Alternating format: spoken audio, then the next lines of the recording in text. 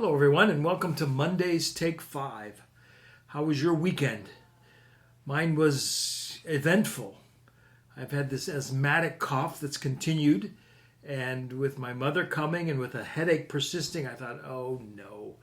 So I went and got a COVID test, and I want to tell you I passed with flying colors, no COVID. Now I just got to get rid of this cough. So anyway, I'm thankful that I don't have it, and yeah.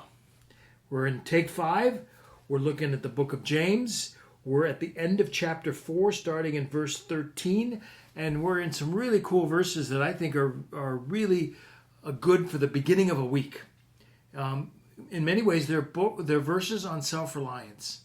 I just had lunch with a friend, and he said, what do you do when you're dealing with anxiety and the worries?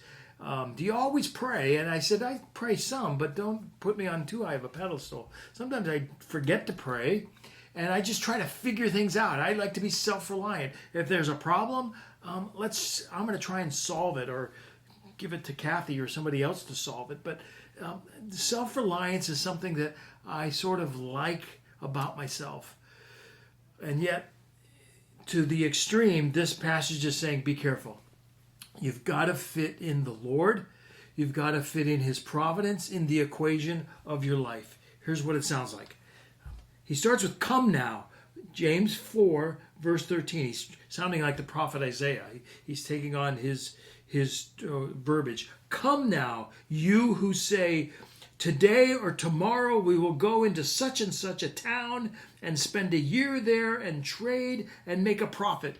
He's talking about Jewish merchants that were very well known in this day and oftentimes throughout history. That's what Shakespeare's Merchant of Venice is all about. He's talking about merchants that go and sell and say, hey, I'm going to go here and then there and then there, and this is the profit that I'm going to make. And they've got all their plans figured out. They're self-reliant. We're going to get it done. And on the surface, that sounds right. You've got your plans for this week. You've got your to-do list for Monday, Tuesday, your goals. These are the things that we're going to do. And he's not saying that's wrong, but he is saying, be careful. Here's what he says, verse 14. Yet you don't know what tomorrow will bring. Man, if COVID time has taught us anything, it's that. You don't know what tomorrow will bring. I was supposed to go to India in February, and then Sue was going to go to Italy in April for a conference, and then I was going to preach at 3 different churches in Italy in June, and then India again in October, and all these plans, nothing, because I didn't know what tomorrow would bring. I didn't know what COVID was going to do, and here it comes. Yet you don't know what tomorrow will bring. What is your life? For you are a mist that appears for a little time and then vanishes. Boy, that tells me a couple of things, including make sure you say I love you to your mom and your wife and your kids. Make sure you do the things that you need to do right now and quit planning 5 years down the road. I mean, it's important to have a 5-year plan, but your life's a mist. Take care of things right now. Don't forget. Don't put off that phone call or that text or that letter too long. Your life is a mist. And then he says in verse 15, instead you ought to say, if the Lord lives, we will live and do this and do that.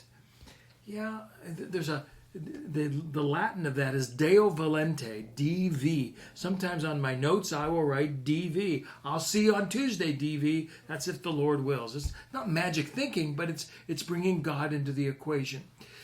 When Pastor Ty read my letter to the church yesterday, regarding I'll see everybody next Sunday and as we do our outside service, I did say Lord willing. And the reason I said Lord willing is I was waiting for my COVID test results to come back. I didn't know what the results would be. I didn't know what God's providence was going to be. Now, thankfully, the results were negative, and I will see you next Sunday, God willing, if nothing happens and the creek doesn't rise. But that's the idea.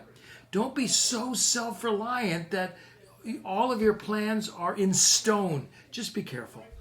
Realize that the Lord and His providence and His sovereignty have a part to play in your plans and my plans and our life. Here's how he concludes it. As it is, you boast in your arrogance, and all such boasting is evil. Plans are not wrong.